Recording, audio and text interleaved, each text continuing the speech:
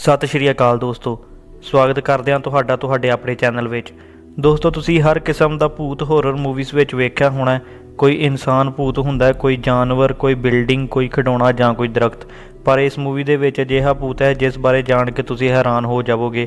ਇਸ ਭੂਤ ਦੇ ਤੁਸੀਂ ਕੋਲ ਵੀ ਖਲੋ ਜਾਓ ਤਾਂ ਕੁਝ ਨਹੀਂ ਕਹੇਗਾ, ਪਰ ਜੇ ਗਲਤੀ ਨਾਲ ਵੀ ਤੁਸੀਂ ਇਸ ਨੂੰ ਛੂਹ ਲਿਆ ਤਾਂ ਦੁਨੀਆ ਦੇ ਕਿਸੇ ਵੀ ਕੋਨੇ ਵਿੱਚ ਚਲੇ ਜਾਓ, ਇਹ ਤੁਹਾਨੂੰ ਦਰਦਨਾਕ ਮੌਤ ਪੱਕਾ ਦੇਵੇਗਾ। ਆਓ ਤੁਹਾਨੂੰ ਦੱਸਦੇ ਹਾਂ ਇਸ ਮੂਵੀ ਬਾਰੇ, ਜਿਸ ਦਾ ਨਾਮ ਹੈ ਦਾ ਰੂਇਨਸ, ਆਸਟ੍ਰੇਲੀਅਨ ਹੋਰਰ ਮੂਵੀ ਜੋ ਕਿ 2008 ਦੇ ਵਿੱਚ ਰਿਲੀਜ਼ ਹੋਈ ਸੀ।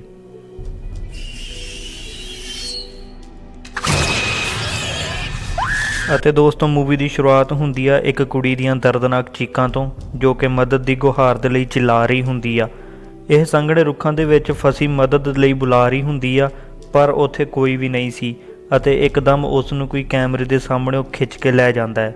ਇਸ ਤੋਂ ਬਾਅਦ ਸੀਨ ਕੱਟ ਕਰਕੇ ਸਿੱਧਾ ਪ੍ਰੈਜ਼ੈਂਟ ਟਾਈਮ ਦੇ ਵਿੱਚ ਆਉਂਦਾ ਹੈ, ਜਿੱਥੇ ਕਿ ਸਟੂਡੈਂਟਸ ਮੈਕਸੀਕੋ ਦੇ ਬੀਚ ਉੱਪਰ ਸਨ ਬਾਥ ਲੈ ਰਹੇ ਸੀ। ਇਹ ਅਮਰੀਕਾ ਤੋਂ ਘੁੰਮਣ ਆਏ ਹੋਏ ਸਨ। ਜੈਫ, ਐਮੀ, ਐਰਿਕ ਤੇ ਸਟੈਸੀ, ਇਹ ਸਾਰੇ ਉੱਥੇ ਪਾਰਟੀ ਕਰ ਹੀ ਰਹੇ ਸਨ ਕਿ ਜੈਫ ਦੀ ਗਰਲਫ੍ਰੈਂਡ ਐਮੀ, ਉਹ ਵੇਖਦੀ ਹੈ ਕਿ ਉਸ ਦੇ ਕੰਨ ਦੇ ਵਿੱਚ ਵਾਲੀ ਨਹੀਂ ਸੀ ਅਤੇ ਉਹ ਸਾਰੇ ਜਣੇ ਉਸ ਨੂੰ ਲੱਭਣ ਲੱਗ ਜਾਂਦੇ ਨੇ। ਉੱਥੇ ਹੀ ਇੱਕ ਆਦਮੀ ਮੈਥਿਨ ਨਾਮ ਦਾ ਆਉਂਦਾ ਅਤੇ ਉਹ ਉਸ ਨੂੰ ਉਸ ਦੀ ਵਾਲੀ ਦੇ ਕੇ ਬੋਲਦਾ ਕਿ ਤੁਸੀਂ ਇਸ ਨੂੰ ਹੀ ਲੱਭ ਰਹੇ ਸੀ। ਤਾਂ ਉਹਨਾਂ ਵਿੱਚ ਇਸ ਤੋਂ ਬਾਅਦ ਦੋਸਤੀ ਹੋ ਜਾਂਦੀ ਹੈ ਅਤੇ ਸਾਰੇ ਜਾਣੇ ਇੱਕ ਦੂਸਰੇ ਨੂੰ ਇੰਟਰੋਡਕਸ਼ਨ ਦਿੰਦੇ ਨੇ। ਮੈਥਿਨ ਦੱਸਦਾ ਹੈ ਕਿ ਉਹ ਉੱਥੇ ਆਪਣੇ ਭਰਾ ਦੇ ਨਾਲ ਆਇਆ ਹੈ ਅਤੇ ਉਸ ਦਾ ਭਰਾ ਆਰਕੀਓਲੋਜਿਸਟ ਹੈ, ਜੋ ਕਿ ਜੰਗਲ ਦੇ ਵਿੱਚ ਇੱਕ ਪੁਰਾਣੇ ਮੰਦਰ, ਜਿਸ ਦਾ ਨਾਮ ਮਨਿਆਰ ਮੰਦਰ ਹੈ, ਉੱਥੇ ਖਜ਼ਾਨਾ ਲੱਭਣ ਵਾਸਤੇ ਗਿਆ ਹੋਇਆ ਸੀ। ਸ਼ਾਇਦ ਉਸ ਨੂੰ ਖਜ਼ਾਨਾ ਲੱਭ ਗਿਆ, ਇਸ ਲਈ ਉਹ ਅਜੇ ਤੱਕ ਵਾਪਸ ਨਹੀਂ ਆਇਆ ਅਤੇ ਕੱਲ੍ਹ ਇਹ ਵੀ ਉੱਥੇ ਹੀ ਜਾ ਰਿਹਾ ਹੈ ਆਪਣੇ ਭਰਾ ਨੂੰ ਮਿਲਣ। ਉਹ ਇਹਨਾਂ ਚਾਰਾਂ ਜਣਿਆਂ ਨੂੰ ਦੱਸਦਾ ਕਿ ਉਸ ਦੇ 3 ਹੋਰ ਦੋਸਤ ਉਸ ਦੇ ਨਾਲ ਜਾ ਰਹੇ ਹਨ ਅਤੇ ਤੁਸੀਂ ਵੀ ਚੱਲ ਸਕਦੇ ਹੋ। ਉਹਦਾ ਇਨਵੀਟੇਸ਼ਨ ਇਹ ਸਾਰੇ ਜਾਣੇ ਅਸੈਪਟ ਕਰ ਲੈਂਦੇ ਹਨ ਅਤੇ ਉਸ ਦੇ ਨਾਲ ਚੱਲਣ ਵਾਸਤੇ ਤਿਆਰ ਹੋ ਜਾਂਦੇ ਹਨ ਅਤੇ ਰਾਤ ਨੂੰ ਉਹ ਪਾਰਟੀ ਕਰਦੇ ਹਨ, ਜਿੱਥੇ ਕਿ ਉਹ ਮਨਿਆਰ ਮੰਦਰ ਜਾਣ ਵਾਸਤੇ ਪਲਾਨ ਬਣਾਉਂਦੇ ਹਨ। ਇਸ ਤੋਂ ਬਾਅਦ ਉਹ ਡਰਿੰਕ ਕਰਕੇ ਸੌਂ ਜਾਂਦੇ ਹਨ।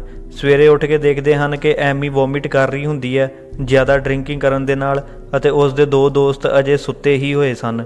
ਐਮੀ ਦੇ ਮਨਾ ਕਰਨ ਦੇ ਬਾਵਜੂਦ ਉਹ ਉਸ ਨੂੰ ਮਨਾ ਲੈਂਦੇ ਹਨ ਨਾਲ ਚੱਲਣ ਵਾਸਤੇ ਅਤੇ ਉਹ ਆਪਣੇ ਦੋਵੇਂ ਦੋਸਤਾਂ ਵਾਸਤੇ ਪੈਨ ਦੇ ਨਾਲ ਇੱਕ ਮੈਪ ਦੀ ਵੇਖ ਕੇ ਕਾਪੀ ਬਣਾਉਂਦਾ ਹੈ। ਇਹ ਉਹੀ ਮੈਪ ਸੀ ਜਿਸ ਦੇ ਜ਼ਰੀਏ ਉਹਨਾਂ ਨੇ ਮਨਿਆਰ ਮੰਦਰ ਤੱਕ ਪਹੁੰਚਣਾ ਸੀ ਅਤੇ ਉਹ ਇਹ ਕਾਪੀ ਬਣਾ ਕੇ ਆਪਣੇ ਦੋਸਤਾਂ ਦੇ ਲਾਗੇ ਰੱਖ ਦਿੰਦਾ ਹੈ ਅਤੇ ਲਿਖ ਦਿੰਦਾ ਹੈ ਕਿ ਜਦੋਂ ਤੁਹਾਡਾ ਨਸ਼ਾ ਉਤਰ ਜਾਵੇ ਤਾਂ ਤੁਸੀਂ ਵੀ ਸਾਡੇ ਮਗਰ ਆ ਜਾਣਾ। ਫਿਰ ਇਹ ਉੱਥੇ ਸ਼ਹਿਰ ਦੇ ਵਿੱਚ ਪਹੁੰਚਦੇ ਹਨ ਜਿਸ ਦਾ ਨਾਮ ਮਨਿਆਰ ਸੀ। ਇਹ ਛੋਟਾ ਜਿਹਾ ਸ਼ਹਿਰ ਸੀ ਅਤੇ ਇੱਥੇ ਟਾਵਰ ਵੀ ਨਹੀਂ ਆ ਰਹੇ ਸਨ ਅਤੇ ਇਸ ਤੋਂ ਬਾਅਦ ਉੱਥੇ ਹੀ ਉਹ ਟੈਕਸੀ ਦੇਖਦੇ ਹਨ ਜਿਸ ਨੂੰ ਉਹ ਜੰਗਲ ਵਿੱਚ ਜਾਣ ਵਾਸਤੇ ਬੋਲਦੇ ਨੇ, ਪਰ ਉਹ ਮਨਾ ਕਰ ਦਿੰਦਾ ਹੈ। ਪਰ ਇਹ ਸਾਰੇ ਜਣੇ ਉਸ ਨੂੰ ਕਹਿੰਦੇ ਹਨ ਕਿ ਤੈਨੂੰ 10 ਗੁਣਾ ਜ਼ਿਆਦਾ ਕਿਰਾਇਆ ਦੇਵਾਂਗੇ ਜੇਕਰ ਇਹ ਉੱਥੇ ਲੈ ਕੇ ਜਾਵੇਗਾ। ਤਾਂ ਉਹ ਲਾਲਚ ਵਿੱਚ ਆਣ ਕੇ ਉਸ ਨੂੰ ਉੱਥੇ ਲੈ ਤਾਂ ਜਾਂਦਾ ਹੈ, ਪਰ ਉਹ ਕਾਫੀ ਪਿੱਛੇ ਹੀ ਉਤਾਰ ਕੇ ਡਰਾਈਵਰ ਆਪ ਵਾਪਸ ਆ ਜਾਂਦਾ ਹੈ ਅਤੇ ਚਾਰੋਂ ਜਣੇ ਅੱਗੇ ਵੱਲ ਨੂੰ ਵਧਣ ਲੱਗ ਜਾਂਦੇ ਹਨ। ਅੱਗੇ ਜਾ ਕੇ ਦੇਖਦੇ ਹਨ ਕਿ ਉੱਥੇ ਮੈਥਿਨ ਦੇ ਭਰਾ ਦੀ ਕਾਰ ਖੜੀ ਸੀ, ਜਿਸ ਨੂੰ ਵੇਖ ਕੇ ਸਾਰੇ ਜਾਣੇ ਬਹੁਤ ਖੁਸ਼ ਹੁੰਦੇ ਹਨ ਅਤੇ ਉਹਨਾਂ ਨੂੰ ਪੱਕਾ ਯਕੀਨ ਹੋ ਜਾਂਦਾ ਹੈ ਕਿ ਇੱਥੇ ਮੈਥਿਨ ਦਾ ਭਰਾ ਆ ਚੁੱਕਾ ਹੈ ਅਤੇ ਉਸ ਨੂੰ ਖਜ਼ਾਨਾ ਵੀ ਲੱਭਿਆ ਹੋਵੇਗਾ। ਸਾਰੇ ਜਾਣੇ ਖੁਸ਼ੀ-ਖੁਸ਼ੀ ਅੱਗੇ ਵਧ ਰਹੇ ਹਨ, ਜਿੱਥੇ ਕਿ ਉਹਨਾਂ ਨੂੰ 2 ਬੱਚੇ ਨਜ਼ਰ ਆਉਂਦੇ ਹਨ। ਸਟੈਸੀ ਉਹਨਾਂ ਨਾਲ ਗੱਲ ਕਰਨ ਦੀ ਕੋਸ਼ਿਸ਼ ਕਰਦੀ ਹੈ, ਪਰ ਉਹ ਬੱਚੇ ਉੱਥੋਂ ਚੁੱਪ-ਚਾਪ ਚਲੇ ਜਾਂਦੇ ਹਨ, ਉਹਨਾਂ ਨੂੰ ਕੋਈ ਜਵਾਬ ਨਹੀਂ ਦਿੰਦੇ। ਇਸ ਤੋਂ ਬਾਅਦ ਥੋੜ੍ਹਾ ਜਿਹਾ ਅੱਗੇ ਜਾ ਕੇ ਦੇਖਦੇ ਹਨ ਕਿ ਰਸਤਾ ਬੰਦ ਸੀ, ਪਰ ਇਹ ਸਾਰੇ ਦੋਸਤ ਸੋਚਦੇ ਹਨ ਕਿ ਰਸਤਾ ਖੋਲ੍ਹ ਕੇ ਅੱਗੇ ਜਾਇਆ ਜਾਵੇ। ਐਮੀ ਉਹਨਾਂ ਨੂੰ ਰੋਕਦੀ ਹੈ, ਪਰ ਮੈਥਿਨ ਦੱਸਦਾ ਹੈ ਕਿ ਆਰਕੀਓਲੋਜਿਸਟ ਨਹੀਂ ਚਾਹੁੰਦੇ ਕਿ ਹਰ ਕੋਈ ਇੱਥੇ ਖਜ਼ਾਨਾ ਲੈਣ ਵਾਸਤੇ ਪਹੁੰਚ ਜਾਵੇ, ਇਸ ਲਈ ਉਹਨਾਂ ਨੇ ਰਸਤਾ ਬੰਦ ਕੀਤਾ ਹੋਵੇਗਾ।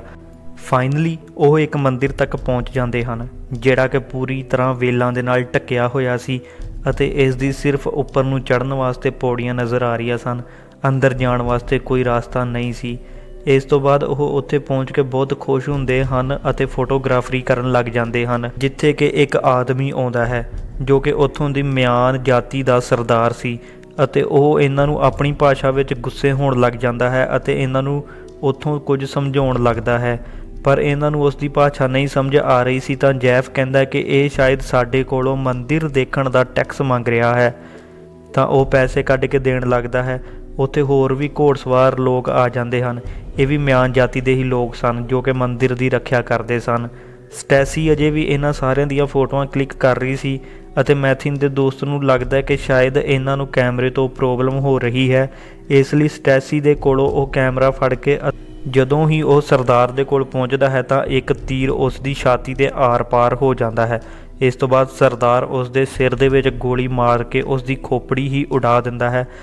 ਇਸ ਨੂੰ ਉੱਥੇ ਹੀ ਮਾਰ ਦਿੰਦੇ ਹਨ, ਜਿਹਨੂੰ ਕਿ ਦੇਖ ਕੇ ਸਾਰੇ ਜਾਣੇ ਡਰ ਜਾਂਦੇ ਹਨ ਅਤੇ ਉੱਥੇ ਹੀ ਮੰਦਿਰ ਦੇ ਉੱਪਰ ਚੜ੍ਹਨ ਲੱਗ ਜਾਂਦੇ ਹਨ। ਮਿਆਨ ਜਾਤੀ ਦੇ ਲੋਕ ਇਹਨਾਂ ਨੂੰ ਰੋਕਦੇ ਹਨ, ਪਰ ਉਹ ਚੜ੍ਹ ਜਾਂਦੇ ਹਨ ਅਤੇ ਉੱਪਰ ਜਾ ਕੇ ਐਰਿਕ ਪੁਲਿਸ ਵਾਲਿਆਂ ਨੂੰ ਕਾਲ ਕਰਨ ਲੱਗਦਾ ਹੈ, ਪਰ ਨੈਟਵਰਕ ਨਹੀਂ ਸਨ। ਉੱਥੇ ਹੀ ਮੈਥਿਨ ਦੇ ਭਰਾ ਨੇ ਇੱਕ ਟੈਂਟ ਲਗਾਇਆ ਹੋਇਆ ਸੀ, ਪਰ ਉਹ ਆਪ ਉੱਥੇ ਨਹੀਂ ਸੀ। ਕਾਫੀ ਲੱਭਣ ਤੋਂ ਬਾਅਦ ਉਹਨਾਂ ਨੂੰ ਮੈਥਿਨ ਦੇ ਭਰਾ ਦੀ ਲਾਸ਼ ਮਿਲਦੀ ਹੈ, ਜੋ ਕਿ ਵੇਲਾਂ ਵਿੱਚ ਫਸੀ ਹੋਈ ਸੀ। ਉੱਧਰ ਕਬੀਲੇ ਦੇ ਲੋਕ ਵੀ ਮੰਦਿਰ ਨੂੰ ਘੇਰਾ ਪਾ ਕੇ ਉਹਨਾਂ ਦਾ ਇੰਤਜ਼ਾਰ ਕਰਨ ਲੱਗ ਜਾਂਦੇ ਹਨ। ਜੈਫ ਬੋਲਦਾ ਹੈ ਕਿ ਉਹਨਾਂ ਨੂੰ ਉੱਪਰ ਰਹਿ ਕੇ ਮੈਥਿਨ ਦੇ ਦੋਸਤਾਂ ਦਾ ਇੰਤਜ਼ਾਰ ਕਰਨਾ ਚਾਹੀਦਾ ਹੈ। ਐਮੀ ਬੋਲਦੀ ਹੈ ਕਿ ਜੇਕਰ ਉਹ ਨਾ ਆਏ ਤਾਂ ਫਿਰ ਕੀ ਕਰਾਂਗੇ। ਤਾਂ ਜੈਫ ਬੋਲਦਾ ਹੈ ਕਿ ਹੋਟਲ ਵਾਲੇ ਵੀ ਸਾਨੂੰ ਲੱਭਣ ਵਾਸਤੇ ਪੁਲਿਸ ਜ਼ਰੂਰ ਘੱਲਣਗੇ, ਕਿਉਂਕਿ ਕੱਲ੍ਹ ਨੂੰ ਹੀ ਉਹਨਾਂ ਨੇ ਹੋਟਲ ਛੱਡਣਾ ਸੀ। ਇਸ ਤੋਂ ਥੋੜ੍ਹਾ ਸਮਾਂ ਬੀਤਣ ਤੋਂ ਬਾਅਦ ਉਹਨਾਂ ਨੂੰ ਫਿਰ ਮੋਬਾਈਲ ਦੀ ਰਿੰਗ ਟਿਊਨ ਸੁਣਾਈ ਦਿੰਦੀ ਹੈ। ਸਾਰੇ ਜਣੇ ਹੈਰਾਨ ਹੋ ਜਾਂਦੇ ਹਨ ਕਿ ਕਿਸੇ ਦੇ ਵੀ ਮੋਬਾਈਲ ਵਿੱਚ ਨੈਟਵਰਕ ਨਹੀਂ ਸਨ ਤਾਂ ਰਿੰਗ ਟਿਊਨ ਕਿੱਥੋਂ ਆ ਰਹੀ ਸੀ। ਉਹ ਧਿਆਨ ਨਾਲ ਦੇਖਦੇ ਹਨ ਤਾਂ ਉੱਥੇ ਹੀ ਮੰਦਿਰ ਦੇ ਉੱਪਰ ਸੈਂਟਰ ਵਿੱਚ ਇੱਕ ਖੂਹ ਵਾਂਗ ਬਣੇ ਇੱਕ ਗਹਿਰੇ ਟੋਏ ਦੇ ਵਿੱਚੋਂ ਆ ਰਹੀ ਸੀ, ਪਰ ਉਹਨਾਂ ਨੂੰ ਉੱਥੋਂ ਨਿਕਲਣ ਵਾਸਤੇ ਮੋਬਾਈਲ ਦੀ ਸਖਤ ਜ਼ਰੂਰਤ ਸੀ। ਤਾਂ ਮੈਥਿਨ ਬੋਲਦਾ ਕਿ ਇਹ ਉਸਦੇ ਭਰਾ ਦੇ ਫੋਨ ਦੀ ਰਿੰਗ ਟਿਊਨ ਹੈ ਅਤੇ ਉਹ ਆਪ ਥੱਲੇ ਜਾਵੇਗਾ ਇਸ ਮੋਬਾਈਲ ਨੂੰ ਲੈਣ ਵਾਸਤੇ। ਜਦੋਂ ਹੀ ਉਹ ਰੱਸੀ ਨਾਲ ਬੰਨ੍ਹ ਕੇ ਉਸ ਨੂੰ ਥੱਲੇ ਉਤਾਰਦੇ ਹਨ, ਇਹ ਉਹੀ ਰੱਸੀ ਸੀ ਜਿਹੜੀ ਕਿ ਮੈਥਿਨ ਦੇ ਭਰਾ ਨੇ ਆਪ ਰੋਲਰ ਨਾਲ ਬੰਨ੍ਹ ਕੇ ਥੱਲੇ ਲਮਕਾਈ ਹੋਈ ਸੀ ਤਾਂ ਕਿ ਉਹ ਥੱਲੇ ਆ ਜਾ ਸਕੇ। ਜਦੋਂ ਮੈਥਿਨ ਥੱਲੇ ਜਾ ਰਿਹਾ ਹੁੰਦਾ ਤਾਂ ਰੱਸੀ ਟੁੱਟ ਜਾਂਦੀ ਹੈ ਅਤੇ ਉਹ ਜ਼ੋਰ ਨਾਲ ਥੱਲੇ ਡਿੱਗ ਜਾਂਦਾ ਹੈ, ਜਿਸ ਨਾਲ ਉਸ ਦੇ ਲੱਕ ਦੀ ਹੱਡੀ ਟੁੱਟ ਜਾਂਦੀ ਹੈ ਅਤੇ ਉਹ ਪੈਰਾਲਾਈਜ਼ ਹੋ ਜਾਂਦਾ ਹੈ। ਉਸ ਦੀਆਂ ਲੱਤਾਂ ਉੱਤੇ ਵੀ ਕਾਫੀ ਸੱਟਾਂ ਲੱਗਦੀਆਂ ਹਨ, ਜਿਸ ਤੋਂ ਬਾਅਦ ਉਸ ਨੂੰ ਉੱਪਰ ਖਿੱਚਣ ਵਾਸਤੇ ਉਹ ਸੋਚਦੇ ਹਨ ਕਿ ਇੱਕ ਲੜਕੀ ਨੂੰ ਥੱਲੇ ਭੇਜਿਆ ਜਾਵੇ, ਕਿਉਂਕਿ ਉੱਪਰ ਐਰਿਕ ਅਤੇ ਜੈਫ ਦੀ ਜ਼ਰੂਰਤ ਸੀ ਤਾਂ ਕਿ ਉਹ ਰੋਲਰ ਨੂੰ ਘੁਮਾ ਕੇ ਰੱਸੀ ਉੱਪਰ ਖਿੱਚ ਸਕਣ। ਇਸ ਤੋਂ ਬਾਅਦ ਸਟੈਸੀ ਥੱਲੇ ਜਾਂਦੀ ਹੈ ਤਾਂ ਕਿ ਉਹ ਮੈਥਿਨ ਅਤੇ ਮੋਬਾਈਲ ਨੂੰ ਉੱਪਰ ਲੈ ਕੇ ਆ ਸਕੇ। ਜਦੋਂ ਹੀ ਉਹ ਥੱਲੇ ਜਾਂਦੀ ਹੈ ਤਾਂ ਰੱਸੀ ਰਾਸਤੇ ਵਿੱਚ ਹੀ ਮੁੱਕ ਜਾਂਦੀ ਹੈ ਅਤੇ ਉਸ ਨੂੰ ਵੀ ਛਾਲ ਮਾਰਨੀ ਪੈਂਦੀ ਹੈ। ਜਦੋਂ ਛਾਲ ਮਾਰਦੀ ਹੈ ਤਾਂ ਉਸ ਦਾ ਗੋਡਾ ਥੱਲੇ ਪੱਥਰ ਉੱਪਰ ਵੱਜਦਾ ਹੈ, ਉਸ ਦੇ ਵੀ ਗੋਡੇ ਉੱਪਰ ਸੱਟ ਲੱਗ ਜਾਂਦੀ ਹੈ, ਜਿਸ ਤੋਂ ਕਾਫੀ ਬਲੀਡਿੰਗ ਹੋ ਰਹੀ ਸੀ। ਇਸ ਤੋਂ ਬਾਅਦ ਉਹ ਕਾਫੀ ਡਰ ਜਾਂਦੇ ਹਨ ਅਤੇ ਇਹਨਾਂ ਦੋਵਾਂ ਨੂੰ ਉੱਪਰ ਲਿਜਾਣ ਵਾਸਤੇ ਸੋਚਦੇ ਹਨ ਕਿ ਐਮੀ ਜੈਫ ਦੇ ਕਾਫੀ ਰੋਕਣ ਤੋਂ ਬਾਅਦ ਥੱਲੇ ਜਾਂਦੀ ਹੈ ਤਾਂ ਕਿ ਉਹ ਕਬੀਲੇ ਦੇ ਲੋਕਾਂ ਦੇ ਕੋਲੋਂ ਜਾਨ ਦੀ ਭੀਖ ਮੰਗ ਸਕੇ, ਪਰ ਉਹਨਾਂ ਦੀਆਂ ਅੱਖਾਂ ਵਿੱਚ ਜਰਾ ਵੀ ਰਹਿਮ ਨਹੀਂ ਸੀ, ਜਿਸ ਨੂੰ ਵੇਖ ਕੇ ਐਮੀ ਨੂੰ ਗੁੱਸਾ ਆ ਜਾਂਦਾ ਹੈ ਅਤੇ ਉਹ ਮੰਦਿਰ ਦੇ ਨਾਲੋਂ ਇੱਕ ਵੱਲ ਪੁੱਟਦੀ ਹੈ ਅਤੇ ਉੱਥੇ ਹੀ ਖਲੋਤੇ ਇੱਕ ਮੁੰਡੇ ਦੇ ਉੱਪਰ ਸੁੱਟ ਦਿੰਦੀ ਹੈ। ਇਹ ਵੀ ਉਹਨਾਂ ਦੇ ਕਬੀਲੇ ਵਾਲਿਆਂ ਦਾ ਮੁੰਡਾ ਸੀਗਾ, ਪਰ ਜਦੋਂ ਹੀ ਉਹ ਉਸ ਦੇ ਉੱਪਰ ਵੱਲ ਸੁੱਟਦੀ ਹੈ ਤਾਂ ਸਾਰੇ ਜਾਣੇ ਉਸ ਮੁੰਡੇ ਵੱਲ ਗੁੱਸਾ ਕਰਨ ਲੱਗ ਜਾਂਦੇ ਹਨ ਅਤੇ ਉਸ ਨੂੰ ਬੋਲਦੇ ਹਨ ਕਿ ਉਹ ਵੀ ਮੰਦਿਰ ਉੱਪਰ ਚਲਾ ਜਾਵੇ, ਪਰ ਉਹ ਮੁੰਡਾ ਬਹੁਤ ਡਰਿਆ ਹੋਇਆ ਉੱਥੇ ਹੀ ਖਲੋਤਾ ਸੀ। ਤਾਂ ਸਾਰੇ ਜਾਣੇ ਉਸ ਦੇ ਉੱਪਰ ਤੀਰ ਮਾਰਦੇ ਹਨ ਅਤੇ ਉਸ ਦੀ ਮਾਂ ਦੀਆਂ ਅੱਖਾਂ ਦੇ ਸਾਹਮਣੇ ਹੀ ਉਸ ਨੂੰ ਮਾਰ ਦਿੰਦੇ ਹਨ। ਇਹ ਵੇਖ ਕੇ ਐਮੀ ਅਤੇ ਜੈਫ ਦੋਵੇਂ ਜਾਣੇ ਭੱਜ ਕੇ ਮੰਦਿਰ ਉੱਪਰ ਚੜ੍ਹ ਜਾਂਦੇ ਹਨ, ਕਿਉਂਕਿ ਜੋ ਆਪਣੇ ਬੱਚੇ ਨੂੰ ਮਾਰ ਸਕਦੇ ਸਨ ਉਹਨਾਂ ਲਈ ਜੈਫ ਤੇ ਐਮੀ ਕੀ ਚੀਜ਼ ਸੀ। ਜੈਫ ਇੱਕ ਮੈਡੀਕਲ ਦਾ ਸਟੂਡੈਂਟ ਸੀ। ਉਹ ਉੱਥੋਂ ਹੀ ਚੀਜ਼ਾਂ ਵਰਤ ਕੇ ਇੱਕ ਸਟੇਚਰ ਬਣਾਉਂਦਾ ਹੈ ਜਿਸ ਉੱਪਰ ਮਰੀਜ਼ ਨੂੰ ਪਾਇਆ ਜਾਂਦਾ ਹੈ ਤਾਂ ਕਿ ਐਮੀ ਥੱਲੇ ਜਾ ਕੇ ਸਟੈਸੀ ਦੀ ਮਦਦ ਨਾਲ ਮੈਥਿਨ ਨੂੰ ਵੀ ਉੱਪਰ ਲੈ ਸਕੇ। ਇਸ ਤੋਂ ਬਾਅਦ ਐਮੀ ਦੋਵਾਂ ਜਣਿਆਂ ਨੂੰ ਉੱਪਰ ਕੱਢ ਕੇ ਲਿਆਉਣ ਵਿੱਚ ਕਾਮਯਾਬ ਹੋ ਜਾਂਦੀ ਹੈ। ਜੈਫ ਮੈਥਿਨ ਨੂੰ ਫਸਟ ਏਡ ਦਿੰਦਾ ਹੈ, ਜਿਸ ਦਾ ਕਿ ਥੱਲੜਲਾ ਸਾਰਾ ਹਿੱਸਾ ਕੰਮ ਕਰਨਾ ਬੰਦ ਕਰ ਚੁੱਕਾ ਸੀ ਅਤੇ ਉਹ ਸੋਚਦਾ ਹੈ ਕਿ ਇਸ ਦੀ ਇਨਫੈਕਸ਼ਨ ਉੱਪਰ ਦੇ ਸਰੀਰ ਵਿੱਚ ਨਾ ਜਾਵੇ। ਅਤੇ ਸਟੇਸੀ ਨੂੰ ਵੀ ਐਮੀ ਫਸਟ ਏਡ ਦਿੰਦੀ ਹੈ ਅਤੇ ਉਸ ਨੂੰ ਹੌਸਲਾ ਵੀ ਦਿੰਦੀ ਹੈ। ਇਸ ਤੋਂ ਬਾਅਦ ਰਾਤ ਹੋ ਜਾਂਦੀ ਹੈ ਅਤੇ ਜੈਫ ਥੱਲੇ ਉਤਰ ਕੇ ਪਹਿਰਾ ਦੇਣ ਲੱਗ ਜਾਂਦਾ ਹੈ। ਬਾਕੀ ਸਾਰੇ ਜਾਣੇ ਉੱਪਰ ਸੌਂ ਜਾਂਦੇ ਹਨ। ਕਬੀਲੇ ਦਾ ਵੀ ਇੱਕ ਆਦਮੀ ਉਹਨਾਂ ਉੱਪਰ ਨਜ਼ਰ ਰੱਖੀ ਹੋਏ ਸੀ, ਜੋ ਕਿ ਸੌਣਾ ਤਾਂ ਬਹੁਤ ਦੂਰ ਦੀ ਗੱਲ, ਬੈਠ ਵੀ ਨਹੀਂ ਰਿਹਾ ਸੀ। ਸਵੇਰ ਜਦੋਂ ਹੀ ਹੁੰਦੀ ਹੈ ਤਾਂ ਸਾਰੇ ਜਾਣੇ ਉੱਠ ਕੇ ਦੇਖਦੇ ਹਨ ਕਿ ਸਟੈਸੀ ਦੇ ਗੋਡੇ ਦੇ ਵਿੱਚ ਉਹੀ ਵੇਲ ਉੱਗ ਪਈ ਸੀ ਜੋ ਕਿ ਮੰਦਿਰ ਦੇ ਆਸ-ਪਾਸ ਸੀ, ਅਤੇ ਇਹ ਦੇਖ ਕੇ ਸਟੈਸੀ ਬਹੁਤ ਡਰ ਜਾਂਦੀ ਹੈ, ਜਿਸ ਤੋਂ ਬਾਅਦ ਜੈਫ ਉਸ ਨੂੰ ਖਿੱਚ ਕੇ ਕੱਢ ਦਿੰਦਾ ਹੈ। ਇਸ ਤੋਂ ਬਾਅਦ ਮੈਥਿਨ ਬੋਲਦਾ ਹੈ ਕਿ ਉਸ ਦੀਆਂ ਲੱਤਾਂ ਦੇ ਵੀ ਆਸ-ਪਾਸ ਕੁਝ ਹੈ। ਜਦੋਂ ਉਸ ਦੀ ਚਾਦਰ ਹਟਾਉਂਦੇ ਹਨ ਤਾਂ ਉਸ ਦੀਆਂ ਲੱਤਾਂ ਨੂੰ ਵੀ ਵੇਲਾਂ ਨੇ ਵਿੱਚ ਜਕੜਿਆ ਹੋਇਆ ਸੀ ਅਤੇ ਜੈਫ ਇਹਨਾਂ ਸਾਰੀਆਂ ਵੇਲਾਂ ਨੂੰ ਕੱਟ ਕੇ ਉਸ ਦੀਆਂ ਲੱਤਾਂ ਨੂੰ ਆਜ਼ਾਦ ਕਰਦਾ ਹੈ। ਥੋੜ੍ਹੇ ਸਮੇਂ ਬਾਅਦ ਇਹਨਾਂ ਨੂੰ ਫਿਰ ਉਸੇ ਮੋਬਾਈਲ ਦੀ ਰਿੰਗ ਟਿਊਨ ਸੁਣਾਈ ਦਿੰਦੀ ਹੈ, ਜਿਸ ਤੋਂ ਬਾਅਦ ਦੋਵੇਂ ਕੁੜੀਆਂ ਐਮੀ ਅਤੇ ਸਟੈਸੀ ਥੱਲੇ ਮੋਬਾਈਲ ਲੈਣ ਵਾਸਤੇ ਜਾਂਦੀਆਂ ਹਨ। ਥੱਲੇ ਉਤਰ ਕੇ ਉਹ ਦੋਵੇਂ ਜਾਣੀਆਂ ਦੇਖਦੀਆਂ ਹਨ ਕਿ ਮੰਜ਼ਰ ਬਹੁਤ ਡਰਾਵਣਾ ਸੀ। ਮੰਦਰ ਦੇ ਥੱਲੇ ਅੰਧੇਰਾ ਹੀ ਅੰਧੇਰਾ ਅਤੇ ਸਾਰੀਆਂ ਕੰਧਾਂ ਦੇ ਉੱਤੇ ਵੇਲਾਂ ਲੱਗੀਆਂ ਹੋਈਆਂ ਸਨ। ਇਹਨਾਂ ਵੇਲਾਂ ਦੇ ਵਿੱਚ ਫਸੀ ਹੋਈ ਸੀ ਇੱਕ ਲਾਸ਼। ਇਹ ਉਸੇ ਕੁੜੀ ਦੀ ਲਾਸ਼ ਸੀ ਜਿਹੜੀ ਕਿ ਆਪਾਂ ਮੂਵੀ ਦੇ ਸ਼ੁਰੂ ਵਿੱਚ ਦੇਖੀ ਸੀ ਚੀਕਾਂ ਮਾਰਦੀ। ਇਸ ਦੇ ਹੱਥ ਵਿੱਚ ਹੀ ਮੋਬਾਈਲ ਸੀ, ਜਿਸ ਨੂੰ ਇਹ ਫੜ ਕੇ ਦੇਖਦੀਆਂ ਹਨ, ਜੋ ਕਿ ਟੁੱਟਾ ਹੋਇਆ ਸੀ, ਜਿਸ ਦੇ ਵਿੱਚੋਂ ਰਿੰਗ ਟਿਊਨ ਆਉਣਾ ਤਾਂ ਦੂਰ ਦੀ ਗੱਲ, ਇਹ ਔਨ ਵੀ ਨਹੀਂ ਸੀ, ਜਿਸ ਨੂੰ ਦੇਖ ਕੇ ਕਾਫੀ ਡਰ ਜਾਂਦੀਆਂ ਹਨ ਅਤੇ ਧਿਆਨ ਦੇ ਨਾਲ ਸੁਣਨ ਤੋਂ ਬਾਅਦ ਇਹਨਾਂ ਨੂੰ ਫਿਰ ਉਹੀ ਰਿੰਗ ਟਿਊਨ ਸੁਣਾਈ ਦਿੰਦੀ ਹੈ, ਜਿਹੜੀ ਕਿ ਉਸੇ ਵੇਲਾਂ ਦੇ ਨਾਲ ਲੱਗੇ ਹੋਏ ਫੁੱਲਾਂ ਵਿੱਚੋਂ ਆ ਰਹੀ ਸੀ। ਹੈਰਾਨੀ ਦੀ ਗੱਲ ਸੀ ਕਿ ਥੱਲੇ ਇੰਨਾ ਹਨੇਰਾ ਸੀ ਅਤੇ ਫਿਰ ਵੀ ਵੇਲਾਂ ਨੂੰ ਫੁੱਲ ਲੱਗੇ ਹੋਏ ਸਨ ਅਤੇ ਇਹ ਫੁੱਲ ਰਿੰਗ ਟਿਊਨ ਵਰਗੀ ਆਵਾਜ਼ ਵੀ ਕੱਢ ਰਹੇ ਸਨ ਅਤੇ ਵਾਈਬਰੇਟ ਵੀ ਕਰ ਰਹੇ ਸਨ, ਜਿਸ ਨੂੰ ਦੇਖ ਕੇ ਬਹੁਤ ਜ਼ਿਆਦਾ ਡਰ ਜਾਂਦੀਆਂ ਹਨ ਅਤੇ ਕੁਝ ਵੇਲਾਂ ਇਹਨਾਂ ਨੂੰ ਜਕੜਨ ਵਾਸਤੇ ਇਹਨਾਂ ਵੱਲ ਵੱਧਦੀਆਂ ਹਨ। ਸਟੈਸੀ ਦੇ ਗੋਡੇ ਉੱਤੇ ਸੱਟ ਲੱਗੀ ਹੋਣ ਕਰਕੇ ਇਹ ਦੋਵੇਂ ਜਾਣੀਆਂ ਬੜੀ ਮੁਸ਼ਕਲ ਦੇ ਨਾਲ ਰੱਸੀ ਤੱਕ ਪਹੁੰਚਦੀਆਂ ਹਨ। ਰੱਸੀ ਨੂੰ ਫੜ ਕੇ ਇਹ ਦੋਨਾਂ ਮੁੰਡਿਆਂ ਨੂੰ, ਜੈਫ ਅਤੇ ਐਰਿਕ ਨੂੰ, ਉੱਪਰ ਨੂੰ ਆਵਾਜ਼ ਦਿੰਦੀਆਂ ਹਨ ਕਿ ਜਲਦੀ ਨਾਲ ਉੱਪਰ ਖਿੱਚ ਲਓ, ਨਹੀਂ ਤਾਂ ਅਸੀਂ ਥੱਲੇ ਹੀ ਮਾਰੀਆਂ ਜਾਵਾਂਗੀਆਂ। ਉਹ ਬੜੀ ਜ਼ੋਰ ਦੇ ਨਾਲ ਇਹਨਾਂ ਨੂੰ ਉੱਪਰ ਵੱਲ ਨੂੰ ਖਿੱਚਦੇ ਹਨ ਅਤੇ ਉਹ ਸਾਰੀਆਂ ਵੇਲਾਂ ਇਹਨਾਂ ਨੂੰ ਜਕੜਨ ਦੀ ਪੂਰੀ ਕੋਸ਼ਿਸ਼ ਕਰਦੀਆਂ ਹਨ। ਇਹ ਬੜੀ ਮੁਸ਼ਕਲ ਦੇ ਨਾਲ ਜਾਨ ਬਚਾ ਕੇ ਉੱਪਰ ਨੂੰ ਨਿਕਲਦੀਆਂ ਹਨ ਅਤੇ ਉੱਪਰ ਆਣ ਕੇ ਇਹ ਸਦਮੇ ਵਿੱਚ ਚਲੀਆਂ ਗਈਆਂ ਸਨ, ਇਸ ਲਈ ਇਹ ਕੁਝ ਵੀ ਬੋਲ ਨਹੀਂ ਪਾ ਰਹੀਆਂ ਸਨ। ਥੋੜ੍ਹੇ ਸਮੇਂ ਬਾਅਦ ਉਹ ਜੈਫ ਅਤੇ ਐਰਿਕ ਨੂੰ ਦੱਸਦੀਆਂ ਹਨ ਕਿ ਥੱਲੇ ਕੋਈ ਮੋਬਾਈਲ ਨਹੀਂ, ਬਲਕਿ ਉੱਥੇ ਫੁੱਲ ਹੀ ਐਵੇਂ ਦੀ ਰਿੰਗ ਟਿਊਨ ਕੱਢ ਰਹੇ ਸਨ ਅਤੇ ਉਹ ਵਾਈਬਰੇਟ ਕਰ ਰਹੇ ਸਨ। ਉਹਨਾਂ ਦੀ ਗੱਲ ਉੱਤੇ ਯਕੀਨ ਨਹੀਂ ਕਰਦੇ ਤਾਂ ਐਮੀ ਗੁੱਸੇ ਨਾਲ ਚੀਕ ਕੇ ਦੱਸਦੀ ਹੈ ਕਿ ਤੁਸੀਂ ਚੁੱਪ ਹੋ ਜਾਵੋ, ਇਹ ਸੱਚ ਹੈ। ਉੱਧਰ ਮੈਥਿਨ ਦੀ ਹਾਲਤ ਵੀ ਖਰਾਬ ਹੋ ਰਹੀ ਸੀ। ਉਸ ਦੀਆਂ ਸਾਰੀਆਂ ਲੱਤਾਂ ਉਹਨਾਂ ਵੇਲਾਂ ਨੇ ਖਾ ਲਈਆਂ ਸਨ ਅਤੇ ਉਸ ਦੀਆਂ ਹੱਡੀਆਂ ਨਜ਼ਰ ਆ ਰਹੀਆਂ ਸਨ। ਜੈਫ ਬੋਲਦਾ ਕਿ ਜੇਕਰ ਮੈਥਿਨ ਦੀ ਜਾਨ ਬਚਾਉਣੀ ਹੈ ਤਾਂ ਸਾਨੂੰ ਇਸ ਦੀਆਂ ਲੱਤਾਂ ਵੱਢਣੀਆਂ ਪੈਣਗੀਆਂ, ਨਹੀਂ ਤਾਂ ਇਨਫੈਕਸ਼ਨ ਹੋਣ ਦੇ ਨਾਲ ਇਹ ਮਰ ਜਾਵੇਗਾ। ਇਸ ਤੋਂ ਬਾਅਦ ਇਹ ਨਾ ਚਾਹੁੰਦੇ ਹੋਏ ਵੀ ਉੱਥੋਂ ਪੱਥਰ ਦੇ ਨਾਲ ਉਸ ਦੀਆਂ ਲੱਤਾਂ ਦੀਆਂ ਪਹਿਲਾਂ ਹੱਡੀਆਂ ਤੋੜਦੇ ਹਨ ਅਤੇ ਫਿਰ ਇੱਕ ਚਾਕੂ ਦੇ ਨਾਲ ਮਾਸ ਕੱਟ ਦਿੰਦੇ ਹਨ। ਮੈਥਿਨ ਦਰਦ ਦੇ ਨਾਲ ਬਹੁਤ ਬੁਰੀ ਤਰ੍ਹਾਂ ਚਿਲਾ ਰਿਹਾ ਸੀਗਾ, ਪਰ ਫਿਰ ਵੀ ਉਹ ਬਲੀਡਿੰਗ ਰੋਕਣ ਵਾਸਤੇ ਗਰਮ ਫਰਾਈ ਪੈਨ ਲੈ ਕੇ ਉਸ ਦੇ ਜ਼ਖਮ ਉੱਤੇ ਲਗਾ ਕੇ ਉਸ ਦਾ ਜ਼ਖਮ ਬੰਦ ਕਰਦੇ ਹਨ। ਐਮੀ ਜੈਫ ਨੂੰ ਬੋਲਦੀ ਹੈ ਕਿ ਤੂੰ ਤਾਂ ਕਿਹਾ ਸੀ ਕਿ ਇਸ ਨੂੰ ਦਰਦ ਨਹੀਂ ਹੋਵੇਗਾ, ਪਰ ਇਹ ਇੰਨਾ ਚਿਲਾ ਰਿਹਾ ਹੈ। ਜੈਫ ਦੱਸਦਾ ਕਿ ਉਸ ਦਾ ਸਰੀਰ ਦਾ ਥੱਲੇ ਵਾਲਾ ਸਾਰਾ ਹਿੱਸਾ ਸੁੰਨ ਹੋ ਚੁੱਕਾ ਹੈ, ਪਰ ਉਹ ਆਪਣੀਆਂ ਅੱਖਾਂ ਦੇ ਨਾਲ ਵੇਖ ਰਿਹਾ ਹੈ, ਇਸ ਲਈ ਉਸ ਕੋਲੋਂ ਬਰਦਾਸ਼ਤ ਨਹੀਂ ਹੋ ਰਿਹਾ। ਉੱਧਰ ਕਬੀਲੇ ਦੇ ਲੋਕ ਵੀ ਇਹ ਨਜ਼ਾਰਾ ਦੇਖ ਰਹੇ ਸਨ।